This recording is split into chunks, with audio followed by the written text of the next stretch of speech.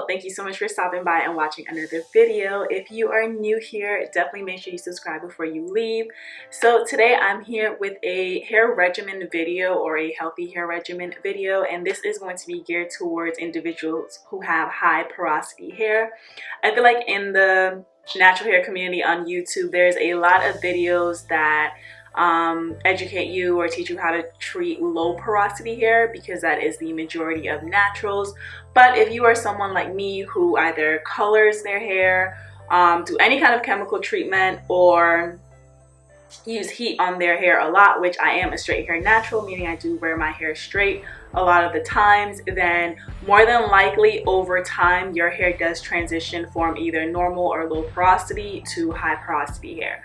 So I do have high porosity hair because, again, I do both things. I dye my hair, which I've recently actually just switched to a healthier version of the dye that I used to use on my hair. So I will leave that video down below if you are someone who does dye your hair on a consistent basis and you are looking for a healthier version. It doesn't have 6 of the harmful chemicals that most box dyes have, so in turn it is healthier for your hair and it is more gentle on your hair. So yeah, so I do dye my hair, but I am basically going through my hair regimen and changing as much as I can to just have the healthiest hair regimen that I can, even though I am basically doing, I guess, 2 of the most harmful things you can do to natural hair, which is coloring it and using heat. But my hair is my hair. I want to wear it how I want to wear it. I want it jet black at all times, and I wear my hair straight when the weather allows. So if you don't know what your hair porosity is, there are so many videos on YouTube you can look for, but honestly you could just do a water strand test, and that is you pluck a hair, try to get it from the root all the way to the tip, get a room temperature cup of water, just place your hair in it. If your hair floats at the very top, that means it's low porosity. That means it does not absorb moisture easily, and it has a very strong barrier coat on your hair shaft. If it's in the middle, that means you have normal porosity hair. Your hair accepts moisture well and it also retains it. If you have high porosity hair, like me, your hair sinks all the way to the bottom because it absorbs moisture like no other. But even though it absorbs moisture so good, your shafts of your hair are just so raised and there's so many missing chunks in your hair that it also loses moisture just as fast. I know, you thought you won, but you really didn't.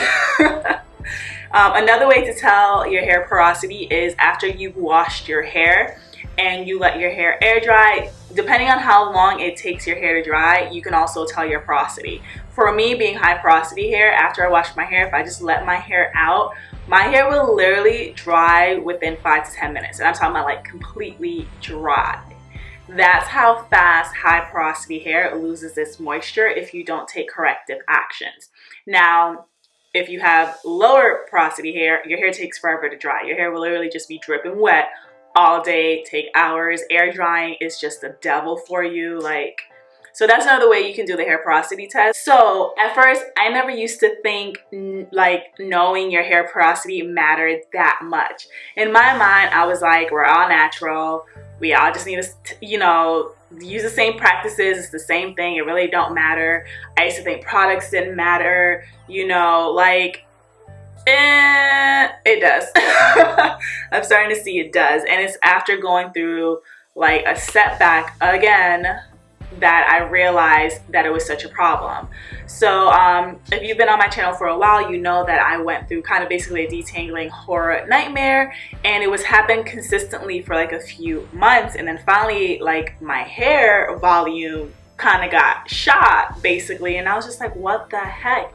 I was like, why is so much hair coming out? Why is detangling so hard? And that is one of the things of having high porosity hair. Because your hair shaft is raised and you have all these different gaps, it's so much easier for your hair to get tangled. So I'm used to detangling not having to be a big part of my regimen, versus now it's like the most important. So knowing the porosity of your hair, it's a game changer in hair health. So if you feel like you've been having a set regimen, you feel like you're using good products and yada yada, and just for whatever reason you're just not reaching your optimum hair health, then I really suggest you find out your hair porosity and rearrange your regimen to fit that. So if you are here, more than likely you have high porosity hair and you are interested to know what is a good regimen to build and how you can take care of your hair to basically, you know, have the healthiest hair possible, have healthy hair growth, and just maintain the volume of your hair without causing damage, breakage, and all of the above. So I'm basically going to go through what my wash days look like right now, and this is after trying different regimens for the past few months. If you guys remember from previous videos, I was like, you know, I'm going to be testing out different regimens to see what really works for my hair and so forth. So this is the regimen that has worked the best and what I have found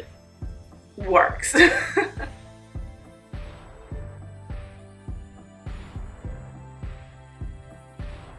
So first things first, part of my issue was I never really wanted to detangle before I got in the shower to wash my hair. And I know everyone was like, girl, what are you doing? That's a no-no for natural. But the thing is, I have fine hair, and my hair just never seemed where it was that tangled beforehand where I couldn't just go, you know, in the shower and let the water detangle my hair. Actually, properly detangling my hair before I even hit the shower is really huge for high porosity hair. So now I do a pre-poo. No matter what state your hair is in, no matter if you don't think it's that bad, because that's always the situation with me. My hair never looks like it's that bad to where it has to be thoroughly detangled.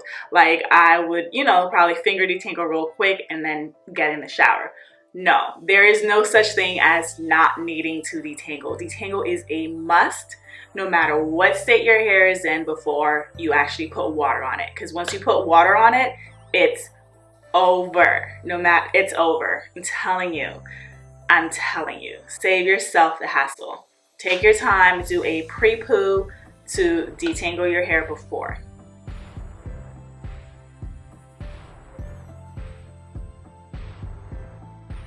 Next step, after you have fully detangled, when you go into wash, it is recommended to use a moisturizing shampoo, which as a natural, we all know that a moisturizing shampoo, because you don't want to dry your hair out too much, but of course you still need to clarify in between that time. So a rule of thumb is clarify once a month, and then the other is use a moisturizing shampoo or a co-wash.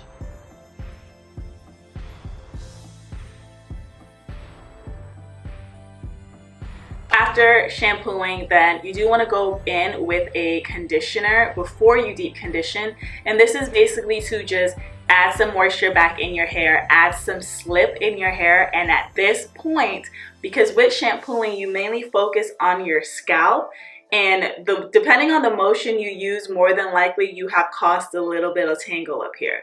So while you're using your rinse out conditioner, that's the best time to go in and finger detangle any knots you may have created back in your hair. The rinse out conditioner to put some slip moisture back in here so it's more easily manageable, and you know, finger detangling any knots you may have created during shampoo is a good step in between your deep conditioning step.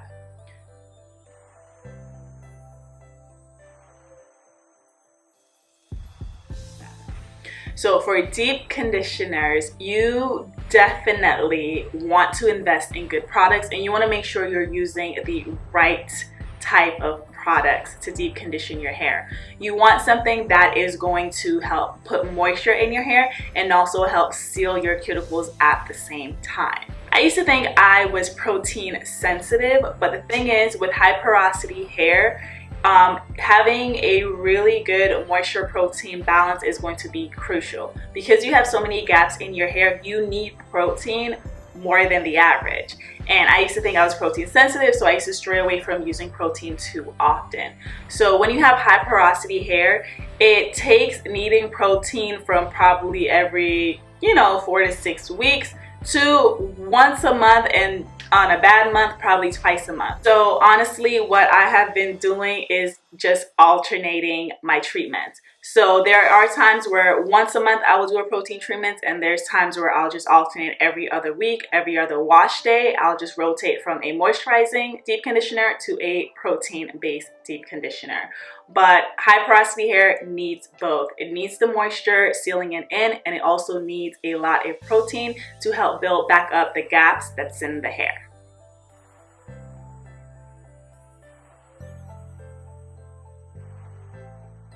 So after deep conditioning, the next step in your wash day, what you want to make sure you're doing is sealing your cuticle. This is completely different from moisturizing and sealing your hair. You need to seal the cuticles and shafts of your hair to lock in everything you have done from your wash day, from detangling up until now.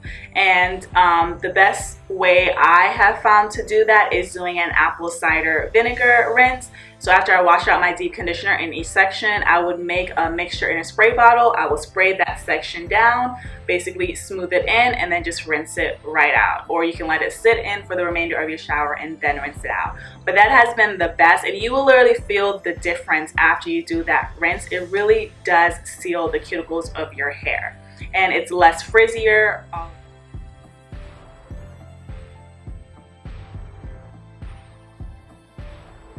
To moisturize and seal, I have found that doing the LCO method works best for high porosity hair. So that's using a liquid, but for liquid, I would suggest using a liquid leave-in moisturizer versus just water.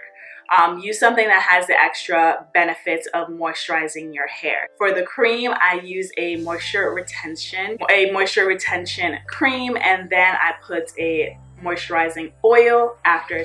If you guys want a more detailed video going into these different steps, definitely give this video a thumbs up. So that is what a typical wash day for me looks like now, and since I've adapted that, I've seen a huge difference in my hair, even to how my styles come out, because my hair is basically retaining more of the moisture now. It literally behaves better. So since my hair is now properly being taken care of, it's so crazy, but my hair literally behaves different. Like after my wash days now, my hair doesn't dry out in 2 seconds. It's actually able to hold moisture longer. I'm really excited to see, after, you know, making sure I'm consistent with this hair regimen for months, what the overall change is going to be in my hair. So with that being said, I'm not going to stop dyeing my hair. I'm not going to stop straightening my hair. I am still going to do these things, but with this hair regimen that I have in place,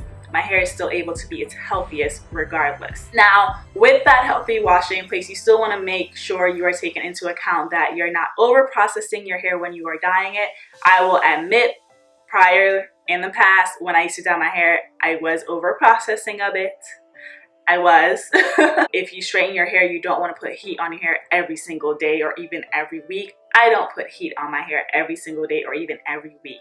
The max I will use heat on my hair is 1 to 2 times a month. So that is it for this video. I really hope I helped someone out there who has high porosity hair and is just looking for a way to manage it better or to make it the healthiest that it can be.